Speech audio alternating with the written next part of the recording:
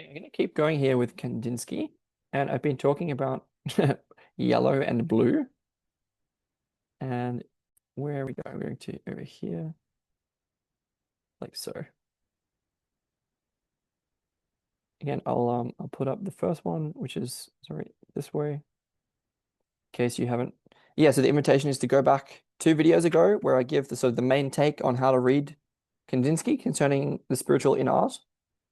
And then it goes into a really fascinating discussion of blue and yellow, black and white, and that concerning all of this. And now I'm sort of moving on a little to here. And he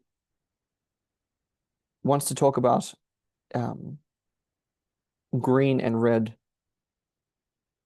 So he was talking about how when we mix white and black, we get a sort of gray, right? And there's a similar gray that we get from mixing green and red, which is and so these qualities of those middling colors have a similar spiritual quality, apparently.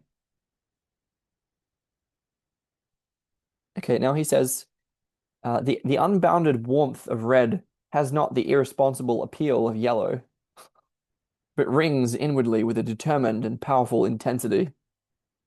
It glows in itself maturely and does not distribute its vigor aimlessly. Like so.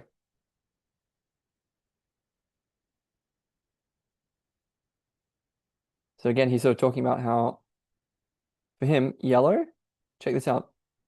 Yellow does this. It has a literally extrinsic. Sorry, no, sorry, that's the wrong word. The word is eccentric, literally eccentric movement, meaning away from the center. Eccentric. It's really cool meaning of eccentric. I didn't know it meant that. But yellow has this other meaning also, which is toward the spectator, toward the reader. And again, I was talking about how one can read the warmer sections of his emotion in the book as sort of more accessible. And anyway, now he's talking about red here as having motion within itself rather than moving eccentrically. Quote, the varied powers of red are very striking. By a skillful use of it in different shades, its fundamental tone may be made warm or cold. Quote, of course, every color can be to some extent varied between warmth and cold, but no color has so extensive a scale as varieties of red.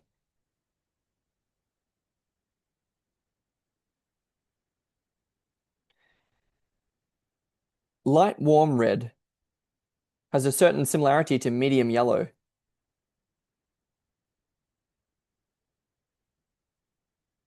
Alike in texture and appeal, and gives a feeling of strength, vigor, determination, triumph. In music, it is a sound of trumpets, strong, harsh, and ringing. Vermilion is a red with a feeling of sharpness, like glowing steel, which can be cooled by water. Vermilion is quenched by blue, for it could support no mixture with a cold color. More accurately speaking, such a mixture produces what is called a dirty color, scorned by painters of today. But dirt as a material object has its own appeal, and therefore to avoid it in painting is as unjust and narrow as was the cry of yesterday for pure color. At the call of the inner need, that which is outwardly foul may be inwardly pure, and vice versa.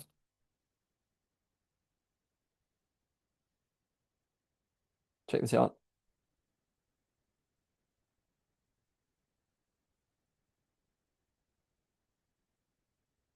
He says, yeah, hang on, this is the artwork in the book that he wants to show here, and it will just load up in a second. And in the meantime, he says, the two shades of red just discussed, namely light warm red and vermilion, are similar to yellow, except that they reach out less to the spectator. The glow of red is within itself. For this reason, it is a color more beloved than yellow, being frequently used in, quote, primitive and traditional decoration, and also in peasant costumes. Also, the book has this color.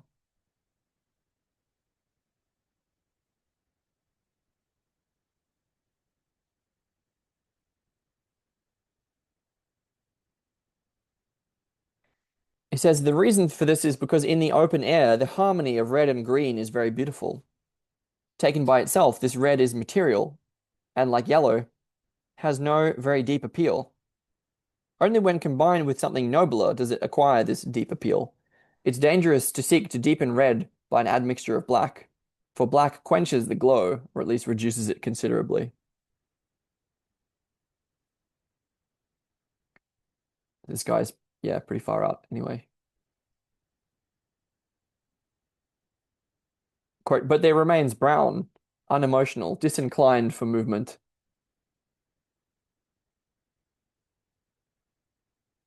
Whoop, sorry about that. No, not quite yet. This one's still the relevant one. Yeah, so brown is unemotional and disinclined for movement. An intermixture of red is outwardly barely audible, but there rings out a powerful inner harmony. Skillful blending can produce an inner appeal of extraordinary, indescribable beauty. The vermilion now rings like a great trumpet, or thunders like a drum.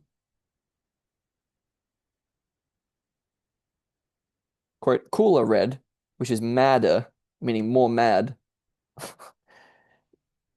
like any other fundamentally cold color, can be deepened, especially by an intermixture of azure. The character of the color changes, the inward glow increases, the active element gradually disappears. But this active element is never so wholly absent as in deep green. There always remains a hint of renewed vigor, somewhere out of sight, waiting for a fresh moment to burst forth afresh. In this lies the great difference between a deepened red and a deepened blue. Because in red, there is always a trace of the material.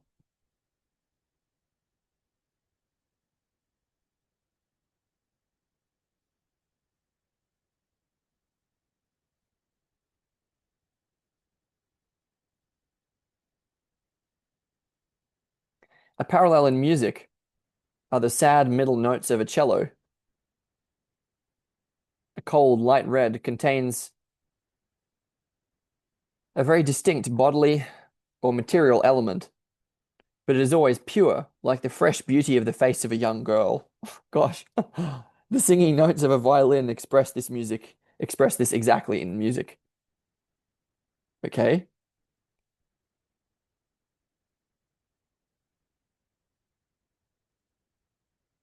moving on.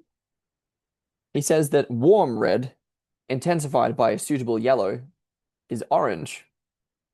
This blend brings red almost to the point of spreading out toward the spectator. But the element of red is always sufficiently strong to keep the color from flippancy.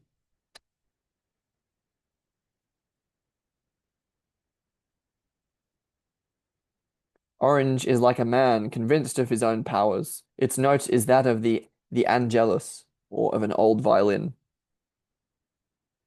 Just as orange is red brought nearer to humanity by yellow, so violet is red withdrawn from humanity by blue.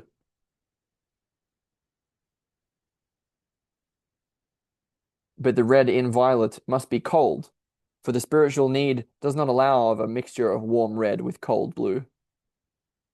So I would say that a lot of this sort of makes more sense in the context of the previous couple of short discussions. So again, the invitation is to sort of revisit those. Anyway, he was saying that the red and violet must be cold, for the spiritual need does not allow of a mixture of warm red with cold blue. He says that violet is therefore both in the physical and spiritual sense a cooled red. It is consequently rather sad and ailing. It's worn by old women, and in China as a sign of mourning, as in mourning, M-O-U-R-N, to mourn. In music, it is an English horn or the deep notes of wood instruments, for example, a bassoon. Quote, among artists, one often hears the question, how are you? Answered gloomily by the words, feeling very violet. The two last mentioned colors, orange and violet, are the fourth and last pair of antitheses of the primitive colors. They stand to each other in the same relation as the third antitheses, green and red, i.e., as complementary colors. So he's saying that, yep, green and red are as orange and purple.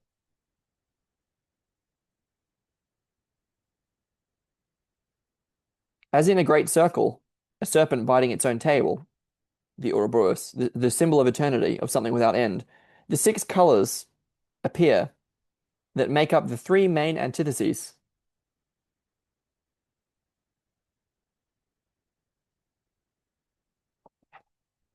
And to right and left stand the two great possibilities of silence, death and birth.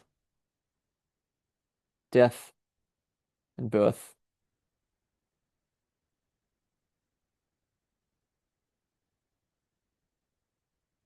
Yellow and blue going together, red and green going together, and orange and blue going together. So I'll just mention in passing that this form here that you can see, it mirrors the form of the trigrams of the I Ching. There are 8 primary trigrams expressed in a similar way. The I Ching, the Book of Changes, ancient Chinese book of wisdom. Quote, yeah, so I might actually leave this as a discussion of those colors and come back to the rest of what he has to say about this section.